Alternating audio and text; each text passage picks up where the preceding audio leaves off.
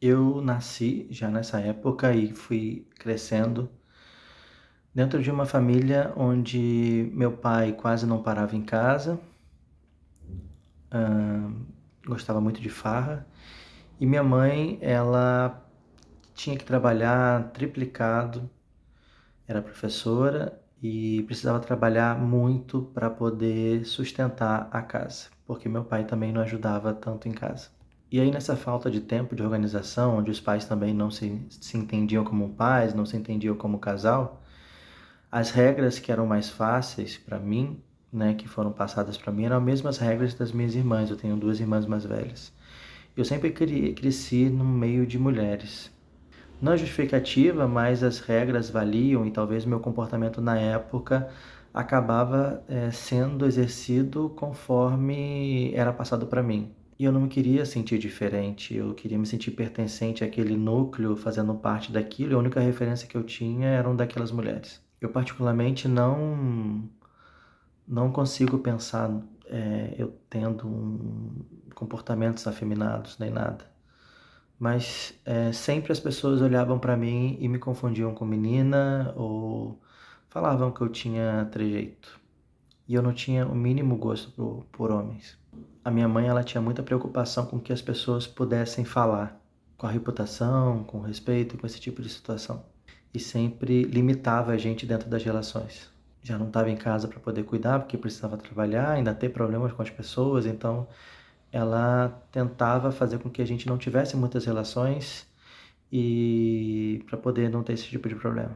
E minha família sempre foi muito preconceituosa. E como eu crescia dentro da minha imaginação, né, brincava com um pouco que eu tinha, eu me interessava muito por aquilo que pudesse me expressar, porque o que eu menos podia fazer era me expressar, e eu queria muito me expressar. Eu não consigo detalhar a idade certa, mas eu lembro que aconteceram duas coisas que foram bem marcantes para mim quando eu era criança. Uma foi que eu estava dançando na varanda da minha casa, e aí uma amiga de uma irmã minha passou e perguntou por que eu estava dançando, e eu falei que queria ser bailarino. Bailarino.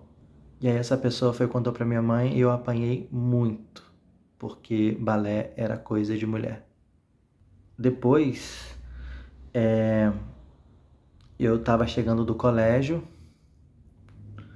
e aí minha mãe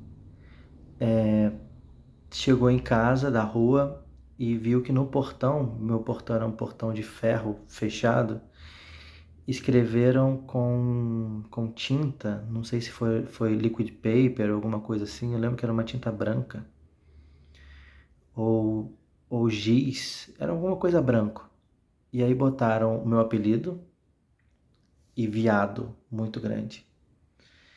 E aquilo me impactou muito, porque primeiro eu não sabia o que era viado, segundo porque alguém teve o trabalho de escrever no portão da minha casa, e terceiro porque eu apanhei e minha mãe me fez lixar o portão para ela não passar vergonha. E lembrando que eu nunca tive, nessa época, eu nunca tive interesse por homem. Mas eu concordo que talvez os meus comportamentos, por ter tido uma educação e a cobrança como se fossem as minhas irmãs, ou talvez até mais, talvez pudesse passar, não sei. Mas eu lembro que aquilo foi muito doloroso para mim, porque eu não era viado, não sabia, não tinha amigos, eu não fazia amigos, não brincava com os meninos na rua, não brincava com as meninas na rua. Eu só ia do colégio para casa, da casa do colégio, não entendia por que a pessoa tinha sido tão agressiva comigo naquele momento. Esse entendimento eu sempre tive. E também não tinha entendido porque eu tinha apanhado por algo que alguém fez contra mim e eu tive que ir lá apagar aquilo ali. Eu entendo que minha mãe era muito preconceituosa, hoje a gente não tem mais esse tipo de problema. Mas eu entendo o lado dela também, as preocupações, os pensamentos dela e o despreparo também. Hoje eu estou em processo de adoção e eu tenho refletido muito sobre essa questão de como eu vou lidar com meu filho. Primeiro, por eu ser gay, casado com um homem, e o meu perfil não tem cor de criança. E por mais que a gente tenha muita voz, o preconceito também está tendo muita voz. E a minha preocupação maior é como eu vou levar isso para frente. Como é que eu vou poder melhorar a vida do meu filho? Em não reproduzir aquilo que eu passei, nem como filho, nem como as referências que eu tive. Mas esse recado aqui é para você que é pai, ou que está pretendendo ser pai, para identificar e respeitar as vontades dos seus filhos e primordialmente, você entender como está a cabeça do seu filho e a necessidade dele.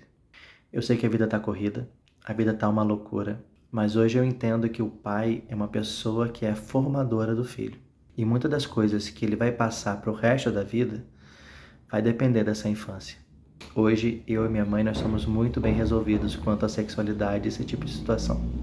Minha mãe já reviu diversos conceitos sobre, mas eu trago aqui uma reflexão. Que tipo de pai você é? Que tipo de pai ou mãe você quer ser para o seu filho?